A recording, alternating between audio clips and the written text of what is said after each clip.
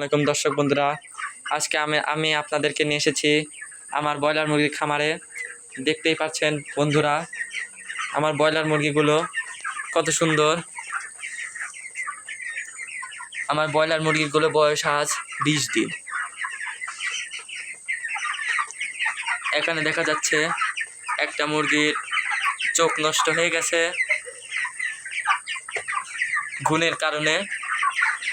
খাদ্যের পাত্র, পানির পাত্র 2টা, খাদ্যের পাত্র 3টা। আর এই যে উপরে ফ্যানের লাইনটা লাগিয়ে দিই। অনেক গরম পড়েছে।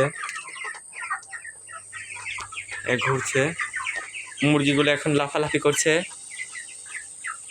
দেখুন কি সুন্দর মুরগিগুলো ঘুম পাচ্ছে।